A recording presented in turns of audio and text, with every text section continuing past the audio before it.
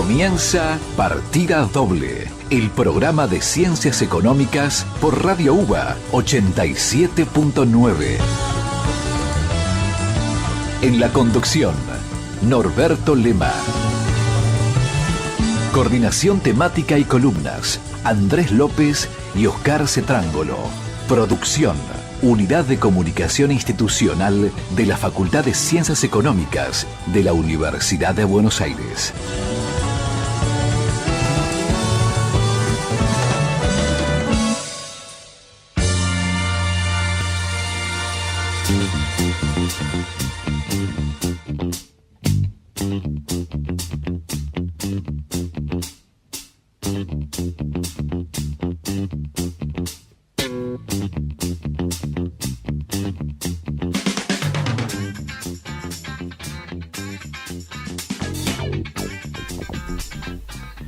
Muy buenas noches, arrancamos Partida Doble, el programa de la Facultad de Ciencias Económicas. Los vamos a acompañar hasta las 21 horas contándole la actualidad de nuestra facultad y todo lo que está sucediendo en el país y en el mundo visto desde nuestra facultad. Me acompaña el profesor Oscar Cetrángolo. ¿Cómo le va? ¿Cómo anda, Adema? ¿Qué dice? Bien. Bien, ¿qué pasó con López? ¿Dónde está mi amiga? Como decía la película de la nona. ¿Dónde está? ¿Dónde está? Acá no está. Dicen que se fue a Montevideo y lo vieron salir con un bolso, pero no sabemos más nada. Bueno, un bolso sería algo normal. Sí, ¿no? Claro. Está bien. Yo me llevo un bolso cuando voy a cualquier lado. ¿Qué tenía el bolso? Es la otra pregunta. Nadie lo sabe. Bueno. Pero ya volverá. Preguntémosle cuando vuelva. Cuando vuelva. Bien, hemos perdido una figura de la historia de la música negra. Una de esta las más semana. Importantes. Creo que la más importante de Motown Records desde que se hizo Motown Records hasta el día de hoy, ¿no? Sabes que un tema personal, pero el primer disco que compré en mi vida que recuerdo es de Aretha Franklin. Bien. El famoso ese de tapas doradas, que me acuerdo que lo pagué 400 pesos. Ley, claro, Ley, pues sería en años 70 por ahí. Sí. Bien. Sí, fantástico. Vamos a arrancar con un tema de ella. Podemos arrancar, tenemos Respect, creo que es de lo más... Sí, además tiene que ver con el tema escuchado de hoy, ¿no es cierto? Porque la política comercial requiere respeto mutuo. Perfecto. Ya volvemos en unos minutitos.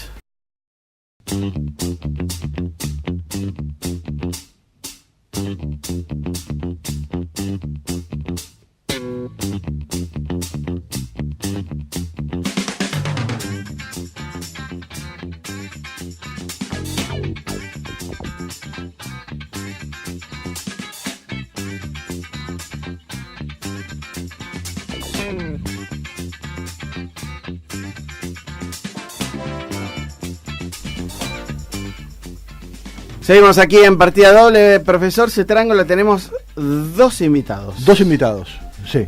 Cuénteme quiénes son y de qué vamos a charlar hoy. Hoy vamos a hablar de política comercial, inserción de Argentina en el mundo, Mercosur y todas esas cosas, ¿no? Y lo tenemos a Jorge Lucangeli, que es director de la maestría en Relaciones Internacionales de nuestra facultad, y Miguel Scagliotti, que es docente de esa misma maestría. Ambos han trabajado bastante estos temas en distintos lugares, pero hoy están acá con nosotros. Bienvenidos. Muchas gracias. Muy amable. Bueno, a ver, uno puede analizar esto, como recién hablábamos fuera de micrófono, desde una visión de mediano plazo o ver cómo estamos parados hoy frente al problema, ¿no es cierto? Yo diría, empecemos, para no ser tan pesimistas, por la visión de mediano plazo. ¿Qué significa tener una buena política comercial? ¿Cómo ustedes imaginan que Argentina se debe insertar en el mundo? ¿Qué es lo que tenemos que hacer? ¿Qué es lo que nos está faltando y para dónde tenemos que ir, ¿no? Oscar, yo creo que, como hablábamos recién, un buen punto de partida es hacer referencia al trabajo que publicó Andrés López en Alquimias Económicas, de paso le hacemos propaganda. Y lo criticamos en ausencia, que Es un ejercicio siempre digno de ser. Es importante. Sí, muy bien. En el cual, bueno, el tema de Andrés, más que la política comercial, es cómo insertar a Argentina en el mundo, digamos, en este marco global. Y bueno, lo que plantea Andrés es más allá de lo que pueden ser las políticas comerciales más específicas. Pero yendo a esta cuestión de cómo insertarse, lo importante es que vos a través de los instrumentos de política comercial lo que procurás es de qué manera más eficiente te podés insertar en el mundo, y partimos de una, digamos, uno parte acá de un, no digo supuesto, pero sí de un principio, que integrarse en el comercio mundial es positivo para estos países. Bueno, hay un problema de necesidad de divisas que siempre está presente en nuestra economía, ¿no es cierto? Eso es cierto, Oscar, pero aparte, independientemente de la necesidad de divisas, digamos, integrarse a esta red comercial mundial te permite de alguna manera ser un poco más eficiente en la producción y poder brindar a los habitantes de estos países una mejor calidad de vida. Y antes de que los proteccionistas levanten sus espadas, aclaremos que, bueno, no es una integración o apertura al mundo sin ningún tipo de cuidado, digamos, pero lo importante es que uno pueda de alguna manera comparar o tratar de buscar aquellas actividades para los cuales uno por ahí es un poco más uno es más eficaz o eficiente para producir. Ahora, Jorge, digo, fíjate que el planteo que vos haces es un planteo básico de cualquier curso introductorio de economía, ¿no es cierto? Es lo que damos de economía internacional. De economía internacional, pero aún sí, de economía. Sí, economía. Sin embargo, esto que parece tan básico en la Argentina siempre es puesto en duda. De hecho, vos recién cuando lo presentaste dijiste, bueno, para que no me acusen de los proteccionistas tal cosa. ¿Por qué es que Argentina se ha desarrollado tanto esta brecha que está de moda? Pero la brecha nuestra es brecha en tantos sentidos, ¿no? Entre los que quieren apertura indiscriminada versus proteccionismo indiscriminado, y nunca encontramos un término medio, un ¿no? Camino intermedio. No. Y Oscar, digamos, yo creo que por un lado esto también viene por el lado de las restricciones que ha tenido la economía argentina para crecer y diversificarse, digamos. Un modelo que funcionó en base a la producción agropecuaria durante un montón de décadas, después del cimbronazo de la crisis, como que hubo que entrar a reconfigurar todo, y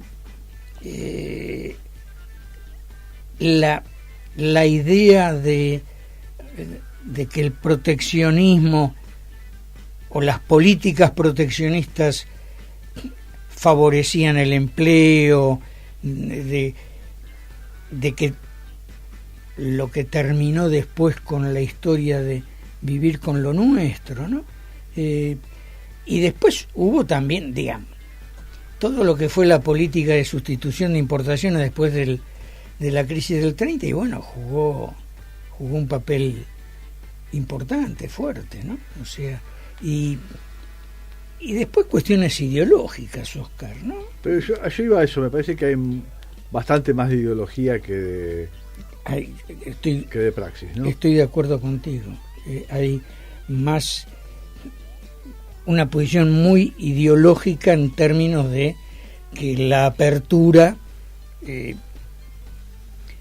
te afecta al empleo, te afecta, te quita libertades y dependés de las decisiones de otros países, Pero etcétera. también ¿no les parece que en los momentos de la historia argentina en el cual cabía reformulación sobre modelos previos, porque de hecho muchos países de América Latina, por no decir casi todos, siguieron el camino del proteccionismo, sí, ¿no es cierto?, en la década del 50, 60, y no todos siguieron obstinadamente la secuencia nuestra, pero tampoco hubo tantos casos en donde el rebote fue tan importante. Tal vez la coincidencia entre la necesidad de reformulación con crisis de otro tipo, políticas y económicas, nos llevó de un costado al otro, ¿no es cierto? Y nos impidió buscar ese camino intermedio. No, puede ser. Yo creo que la otra cuestión, me parece, Oscar, es ponele ya en la década de los 2000, el hecho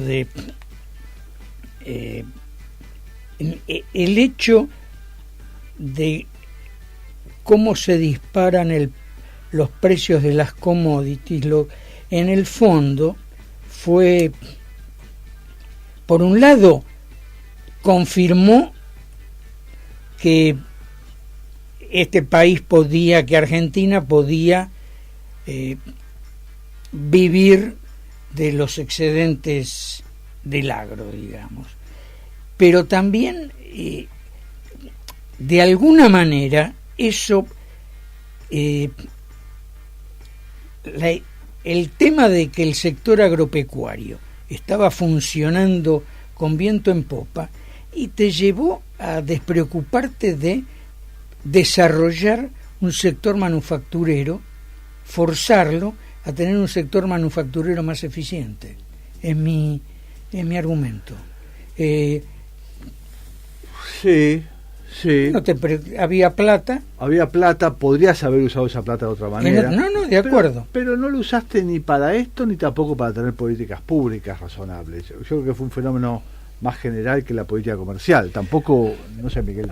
Yo lo que quería subrayar a propósito de estas reflexiones es que hay algo, no sé si de un debate que ya está saldado en lo que se refiere a lo que me parece resulta un imperativo en nuestro tiempo de, y perdón el título pomposo, inserción internacional inteligente del país. El instalar el debate en términos un tanto históricos por aquello del proceso de sustitución de importaciones, la etapa fácil, la etapa difícil, o el antagonismo, el sector agroalimentario versus una estrategia de industrialización, me parece a mí que paulatinamente está dando espacio a un consenso, entiendo yo, bastante generalizado alrededor de este chapó, inserción inteligente al mundo, no una liberalización per se, sino una liberalización que resulte funcional al desarrollo de diversas actividades económicas que consoliden la complejidad de un tejido productivo más rico, con más capacidad de respuesta a los desafíos centrales que tiene la Argentina, que es proveer empleo de calidad y masivo a la población. Sabemos que eso es un punto. Son objetivos que uno siempre busca. Ahora, ¿cómo se logran? ¿Qué instrumento tiene la Argentina para poder lograr algo parecido a eso? ¿No es cierto? Eso no me queda tan claro. Bueno, a propósito del documento que refería Jorge recién, de Andrés López, hay allí un abigarrado listado de, ¿cómo diría?, o de trazos conceptuales a lo largo que a lo largo esa lista enumera de manera muy interesante la necesidad imperiosa, central, crítica de tener un Estado inteligente, ágil y con capacidad de incidir en decisiones estratégicas, en términos de asignación de recursos y, si me dejan el atrevimiento, en términos de una reconfiguración de esa pauta de la demanda agregada entre consumo, exportaciones e inversiones. Ahora bien, estamos lejísimos de eso, ¿o no? Usted, mi querido profesor Cetrángolo, sugirió: o nos metemos en la coyuntura o vamos a un horizonte de perspectiva estratégica, ¿verdad? Pero ponerse en un objetivo de perspectiva estratégica no significa suponer que está resuelta la coyuntura. Digo, ¿qué hace falta para llegar a ese momento en el cual uno puede tener un Estado que haga estas cosas? Uno. Y dos, ¿estamos en camino o no de tenerlo? Porque a lo mejor nos damos cuenta que vamos para atrás en lugar de para adelante. Digamos, yo tengo una visión un tanto pesimista y crítica de cómo estamos, hacia dónde estamos yendo y qué instrumentos o mecanismos estamos utilizando, Oscar, ¿no? Yo creo que hay un instrumento que es fundamental para esta integración, como dice acá Miguelito, una integración inteligente, que es el manejo de la política cambiaria, Oscar. Sí. O sea, de alguna manera tenemos que terminar con los vaivenes y los serruchos que uno tiene con el tipo de cambio. Si uno toma series largas, ya que apuntamos al mediano plazo, y el tipo real de cambio es un serrucho espectacular en este país, ¿no? Sí, tal vez más dependiente de la política antiinflacionaria que de la propia cambiaria, ¿no es cierto? De acuerdo, pero entonces, de alguna manera tenemos que empezar a definir como que hay variables que las tenemos que cuidar. Yo te entiendo, ahí vamos, pero fíjate una cosa, vos decís, el tipo de cambio hoy, podrías decir que es un tipo de cambio que favorece la... Es un tipo de cambio real que está, como diría el compañero Frenkel, un tipo de cambio real, alto y competitivo. Perfecto. Lo cual... Ahora, una empresa que proyecta expandir su producción para el comercio exterior, ¿no es cierto? ¿Está fijándose en el tipo de cambio de hoy o la expectativa de tipo de cambio para dentro de 1, 2, 3 y 5 años? Yo supongo que va a estar mirando el tipo de cambio de... Bueno, entonces en una economía volátil como la nuestra, ¿cómo hace un empresario para tener cierta certeza?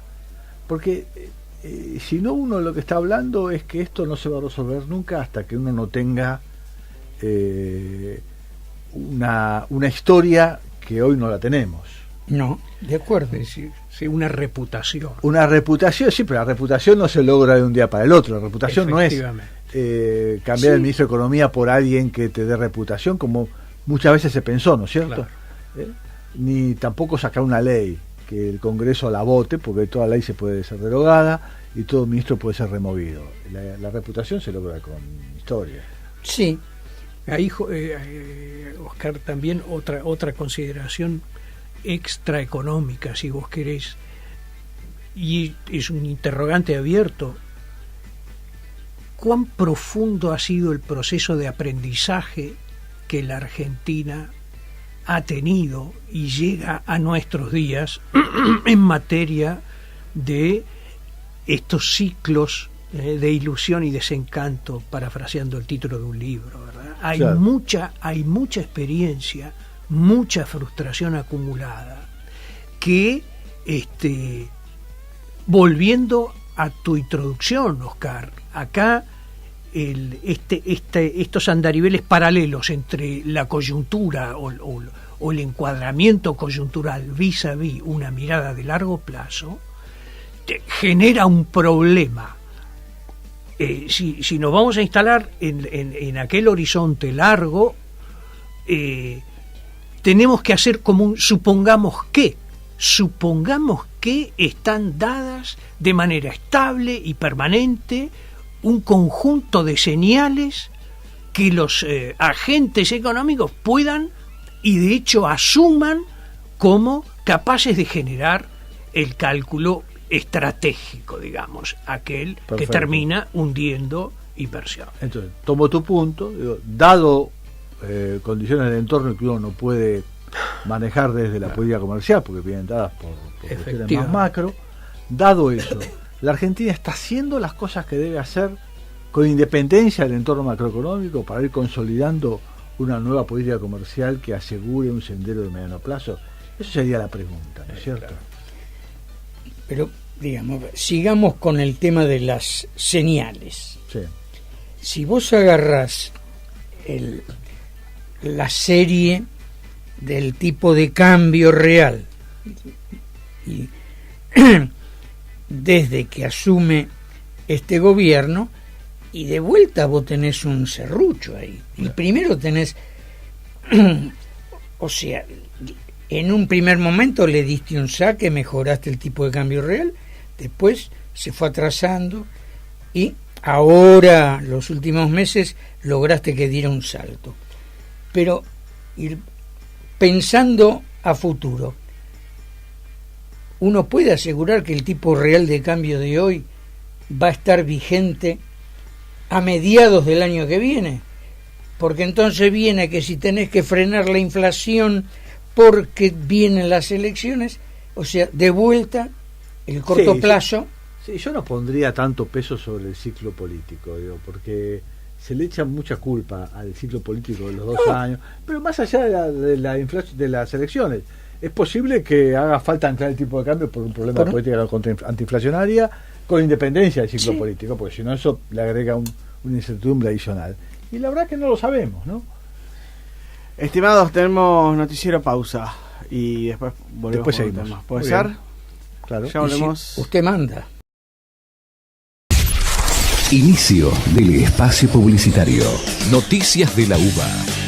¿Dónde, cuándo y cómo? Las actividades de las 13 facultades, el CDC, los institutos, los hospitales, los colegios están en Noticias de la UBA, con la conducción de Geraldine Murisasco. Noticias de la UBA, de lunes a viernes a las 8 por Radio UBA. Media Pila, el programa del Colegio Nacional de Buenos Aires en su segunda temporada. Noticias, invitados, entrevistas y toda la información del colegio conducido por sus alumnos. Media Pila, segunda temporada. El magazine que te acompaña de 16 a 17 en Radio UBA. Tu palabra. El programa de la Secretaría de Desarrollo y Bienestar de los Trabajadores Universitarios. Tu palabra. El punto de encuentro no docente en la radio. Escúchalo todos los jueves de 13 a 14 con la conducción de Belén Luise y Gabriela Bresán. Fin del espacio publicitario.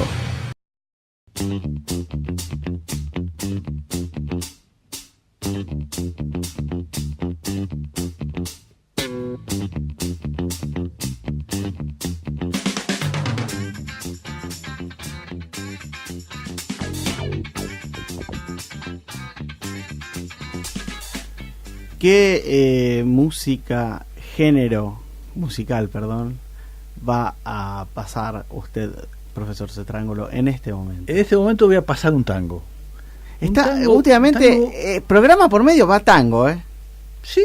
Sí. No tanto. Programa por medio. Piazzolla la vez pasada, ¿cierto? Piazzolla es tango, a mi gusto. Sí, claro, sí. Pero no pasamos tantos tangos, ¿eh? Ahora, de esta orquesta, seguro que la primera vez, porque es una orquesta como denostada por los intelectuales. Hay intelectuales del tango que denostan cosas. Mire usted. D'Arienzo es una orquesta, es como una especie de la pesada de rock and roll del tango. ¿No? Ok. Para mucho ritmo, qué sé yo. Pero para los bailarines. Para los bailarines. Sí, pero los bailarines bailan Di Sarri. Pero en cambio, D'Arienzo es como algo que ya pasó. Sería ¿no? como el footloose de mucho ritmo, claro, mucho ritmo, mucha batería. El rey del Phil compás. Collins, claro, Sí. rey del compás. Phil Collins sería. Tendría que estar ahí. Tendría que estar D'Arienzo. Sí. ¿Pusieron percusión en el tango? No D'Arienzo. No D'Arienzo. No, percusión había en Mariano Mores. ¿Tenían percusión? Sí, Y bueno, después tenía Piazzolla. percusión. Tenía tanta barbaridad. Tenía de todo. Está bien, no, pero la percusión es lo Piazzolla. último que se escucha en el tango, digo. Piazzolla, por supuesto, pero Mariano Mores sí, tenía mucha percusión. Mira usted. Sí, de distinto tipo. No, vamos a hablar algo del Mercosur, ¿no es cierto? Entonces me ocurrió este tango que se llama Paciencia, ¿no? Okay. Porque fíjese qué metáfora sobre la paciencia en la negociación del Mercosur. Dice, la vida es así, quisimos juntarnos por puro egoísmo y el mismo egoísmo nos muestra distintos. ¿Para qué fingir? Paciencia. Es un poco la historia del Mercosur, ¿no? Sí, señor. Así Sí. que vamos con D'Arienzo. Allí vamos. Buena elección.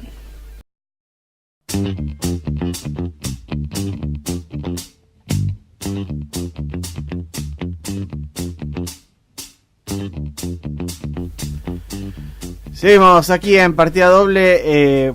Me gustó, ¿eh? No era tanto como la pesada del suerte. rock and roll tanguera, pero estaba bien. Estaba muy bien. Estaba muy bien. Muy bien. Estaba muy bien, muy bien. Muy bien. Bueno, estábamos hablando antes de distintos aspectos de la política comercial. Aparece el Mercosur ahora en la temática. ¿Qué pasó con el Mercosur? ¿Sigue existiendo? ¿No va a existir? Está un poco lavado, digamos, ¿no? En la imagen que ustedes tienen del futuro, digamos, si ustedes dijeran dentro de 10, 15 años, ¿qué va a ser el Mercosur? Bueno, Miguel. yo ahí, fíjate que a la hora de tocar un tema como el del Mercosur, es obvio que entra en el tablero la negociación del Mercosur con la Unión Europea, que está teniendo lugar desde hace mucho tiempo y ahora estamos frente a una nueva instancia, otra más. Sí. Entonces, esa negociación demanda la presencia de un Mercosur lo más consolidado posible, digamos así, porque lo contrario sería plantear un tablero con unas asimetrías demasiado insostenibles. Esto lo comento a propósito de lo que quiero subrayar, que es lo siguiente: el Mercosur necesita un liderazgo que hoy por hoy no está en condiciones, a mi manera de ver, de plantear, habida cuenta de la situación tan particular que está viviendo el Brasil.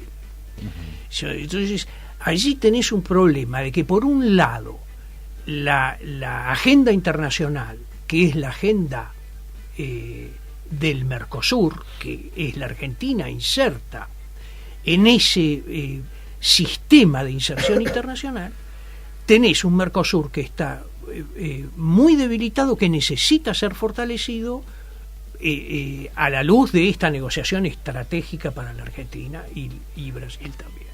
Y entonces hay allí, creo yo, un impasse, uno más, hasta que la situación en Brasil tenga una definición más acabada. Es decir, la dimensión política del bloque del Mercosur es absolutamente sustantiva. Dicho esto, el recorrido histórico del Mercosur desde el ya lejano Tratado de Asunción es un recorrido plagado de expectativas favorables y sucesivas y subsiguientes frustraciones. A punto tal, y allí quiero provocar alguna reacción, particularmente de Jorge, a ver cuál es la perspectiva que él tiene, que yo tengo la intuición de que la configuración actual del Mercosur no funciona adecuadamente. Es una unión aduanera plagada de imperfecciones, de imperfecciones, de agujeros, de inconsistencias, y al mismo tiempo es una iniciativa estratégica que sigue vital y sigue siendo una opción y sigue siendo una posibilidad para que la Argentina se despliegue en un potencial, en el potencial que la Argentina tiene. De modo que hay ahí... El Mercosur, de alguna manera, Oscar, en este momento, el Mercosur es el acuerdo automotriz, esencialmente. Tan así. Perdón, curiosamente, desde lo formal, por afuera del bloque. El acuerdo automotriz es un acuerdo Argentina-Brasil. Claro. Es interesante para subrayar mi punto, ¿no? Yo tengo una conjetura de lo que pasó en los 2000 con el Mercosur, y es que fue consecuencia de el boom del precio de las commodities. ¿Por qué digo esto? Porque los 4 países, con el boom del precio de las commodities, y bueno, la forma de integrarse al mundo, al comercio mundial, fue y a través de vender commodities y agroindustriales. Los brasileños por ahí, no solo agroindustriales, sino también mineras, el tema del hierro brasileño. Entonces, como que todos miraron hacia afuera del bloque y era lo que les daba los mangos, digamos. El ejemplo más claro es Argentina, pero vos mirás Paraguay y bueno, los paraguayos con la soja y la carne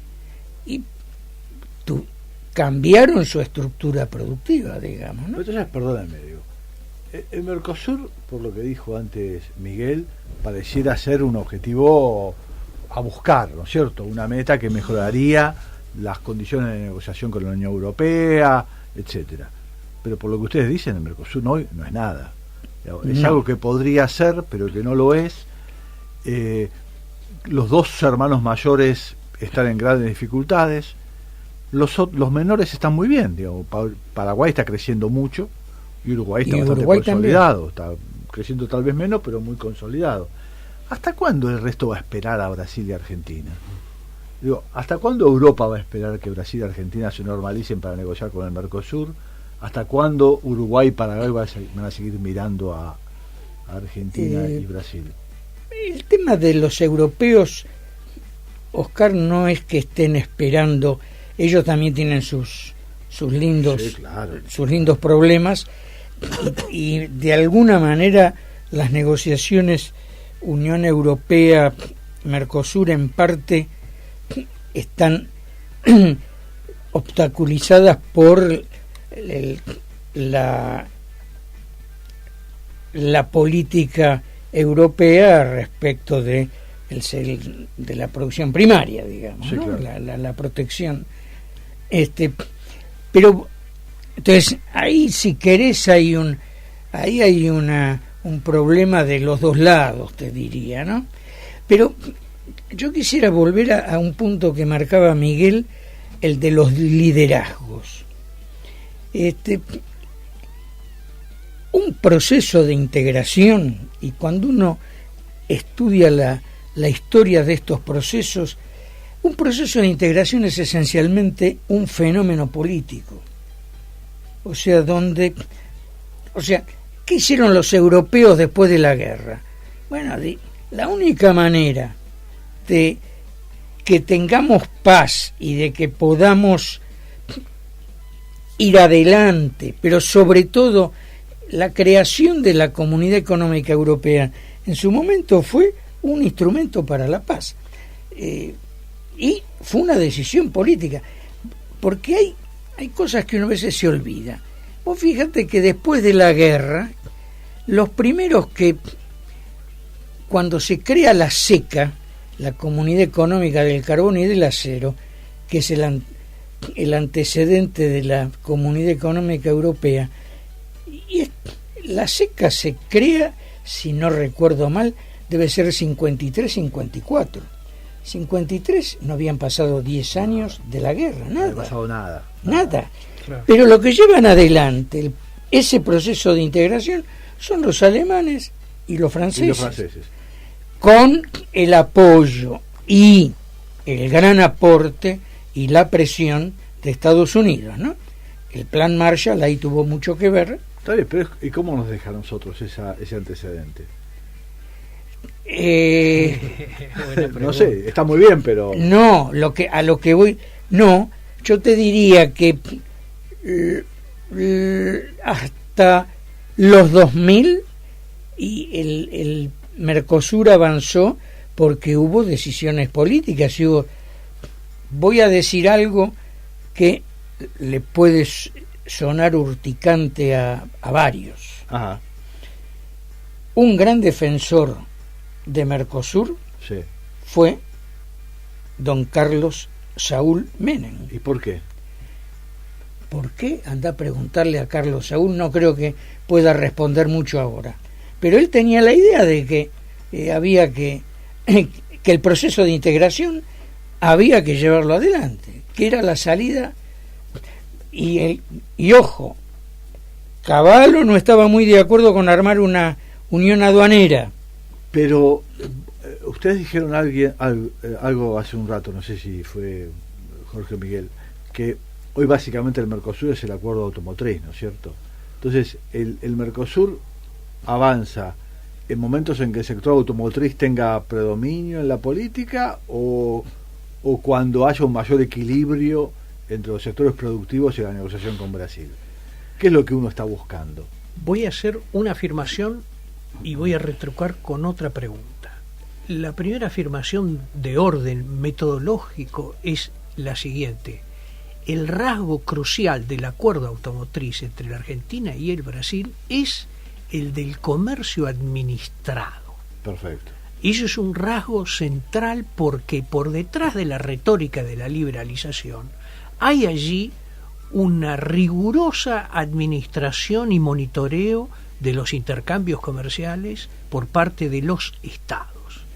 Con lo cual doy pie una vez más a esta cuestión de la intervención activa del Estado de manera inteligente, flexible, etcétera, etcétera. Primer rasgo. Perfecto. Y la segunda cuestión que tiene forma de pregunta es, Jorge, básicamente, ¿en qué medida vos podés o yo podría sustentar la siguiente afirmación?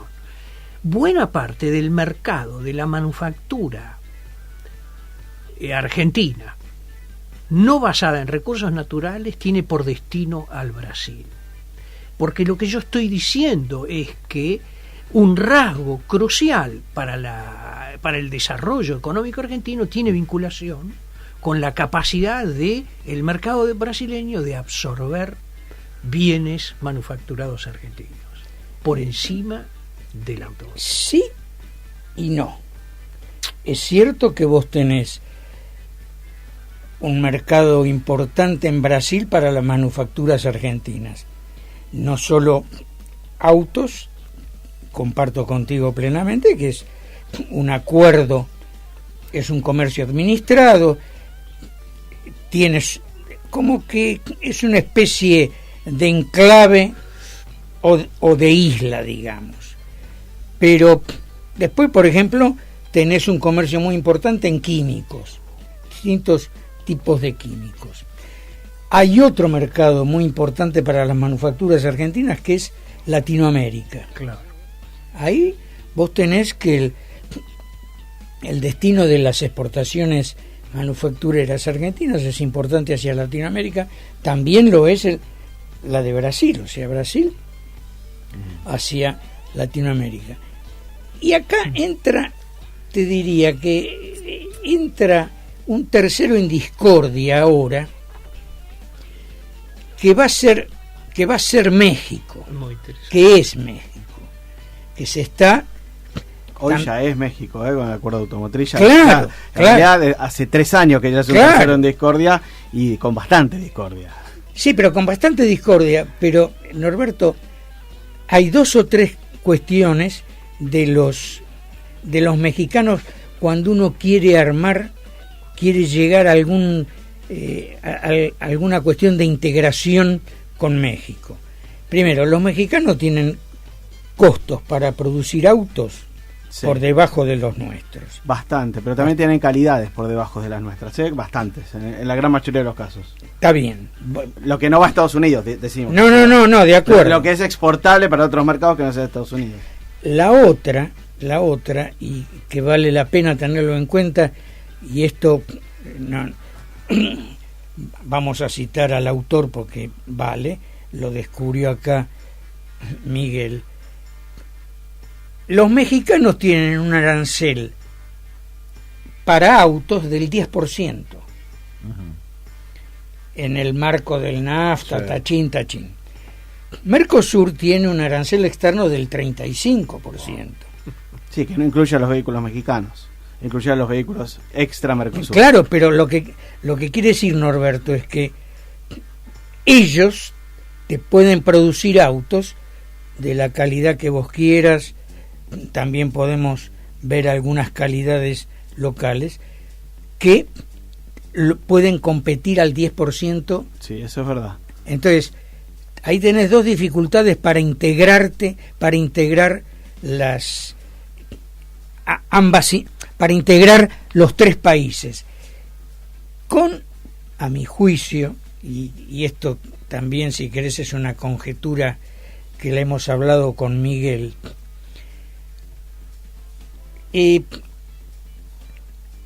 Brasil y Argentina están de alguna manera alejados, están muy distanciados de lo que son las grandes cadenas de valor mundiales.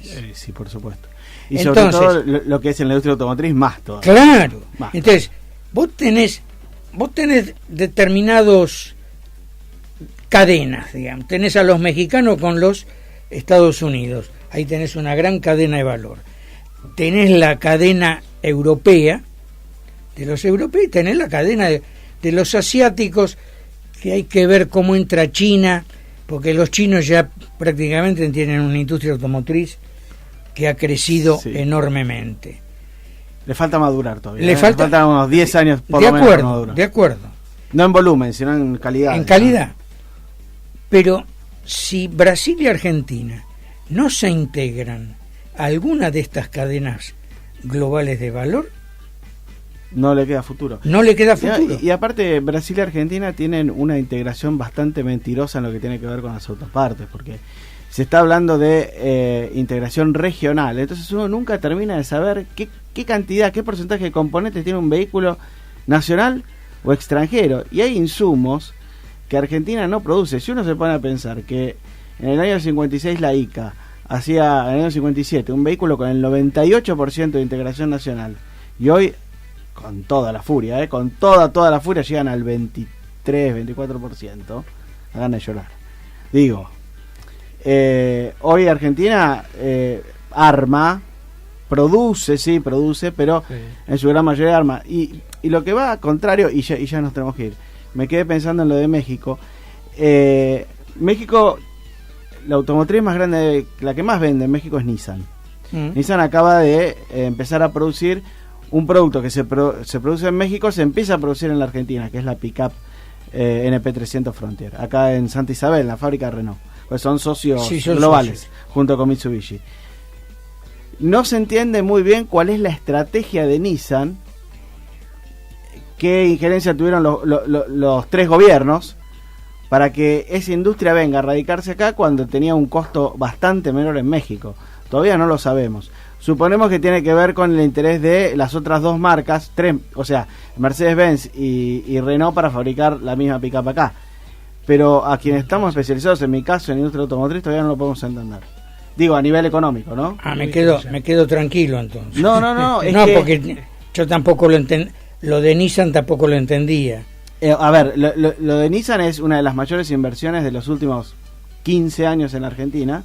Digo, se está montando en Santa Isabel casi una media fábrica más, con una línea de montaje independiente, digo. En este sentido, salen a competir fuertemente en un mercado donde, por ejemplo, el año pasado la Hilux fue el auto más vendido en valores absolutos, vendió casi más una pick-up que un Volkswagen Gol, ¿no? Entonces, salir a competir fuertemente con eso tiene que ver con algo regional, quiero creer, ¿no? Y lo que pudimos pensar era que en algún momento peligraba el acuerdo con México y nadie se quería perder el negocio de las pickups en Argentina y en Brasil, ¿no? ¿No tendrá algo que ver con, digamos, lo exitoso de Toyota?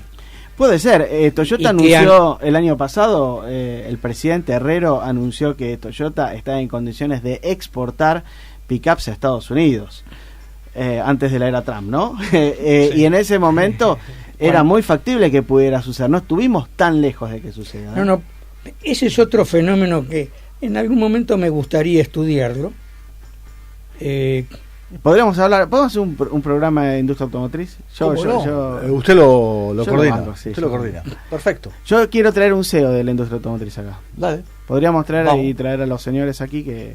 Bueno, gracias por lo de señores. No, vamos rodando. Doctores. Si no fue el tiempo, No, fue rápido. Empiezan a hablar de autos, yo hablo. Es el único momento que participo. No, dale. Me parece... Me parece... Bueno, muy buena idea. Vamos, terminamos hoy. 21 en punto, puntualidad. Los puntos sin música y sin agenda, pero estamos bárbaros. Estamos sin agenda. Señor Flores nos va a matar.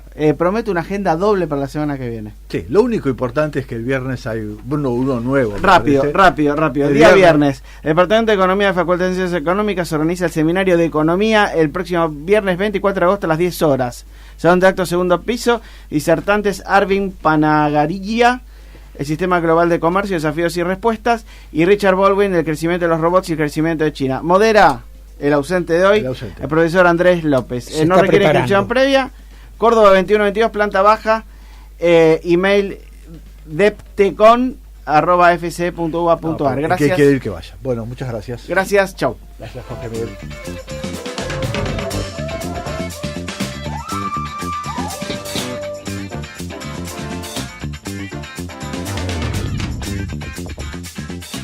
Partida doble, el programa de la Facultad de Ciencias Económicas por Radio UBA.